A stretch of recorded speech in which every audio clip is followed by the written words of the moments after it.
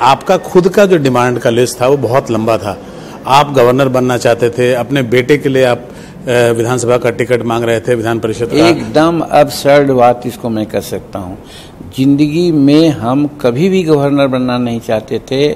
जब हम थे, नीतीश जी साथ आ गए थे, तो नीतीश जी ने कहा कि आपके बारे में सोचा जा रहा है। हमने उनको वर्बेटिम कहा कि हाँ, हमको मालूम है क्या सोचा जा रहा है, गवर्नर बनाया जा रहा है। हम सीट घर में नहीं रहना चाहते हैं।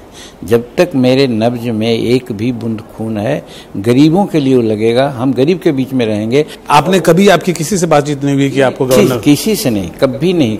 गवर्नर के बारे में अपने बेटे के लिए आपने नहीं, सदन में जाने के लिए बात नहीं, ये भी बात हमने नहीं किया था। हम जो 10 आदमी का लिस्ट दिया था उसमें ऑफकोर्स अपना बेटा का भी नाम दिया था। किसी पद पर इन लोगों को समायोजित कर दीजिए ताकि लगे कि सिर्फ जीतन मांझी ही एक अकेला नहीं है, पार्टी में अन्य लोग भी है।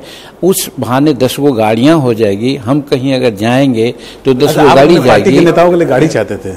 निश्चित रूप में एक शो होता है, गाड़ी है, या उनको अगर वेतन मिलता तो हम कोई ओकेजन करते हैं तो हम इधर उधर के हाथ बढ़ाते हैं, उनसे कहते भाई तुम 1 महीना का पे दे दो, आधा महीना का पे दो। खुल के बेबाकी से बोल रहे हैं, इसकी मैं इज्जत करता हूं। एकदम निश्चित रूप में यही बातें थी। बेसिकली बात ये थी कि हमारे कार्यकर्ता सिर्फ यही कहते थे कि आप तो चुनाव जीते हुए हैं, आप राष्ट्रीय अध्यक्ष हैं, आखिर हम लोगों का क्या होगा। तो हमको लगा कि वही 8 से 10 आदमियों का नाम हमने अमित शाह जी को दिया था।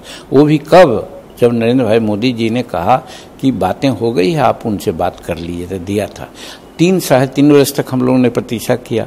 उसके बाद स्वाभाविक था कि जब हमारी जनरल मांगे या फिर दल की बातें को नहीं मानी गई तो हम महागठबंधन में आने का एक मन बना लिया और यहाँ हम आए हैं। लोग ये भी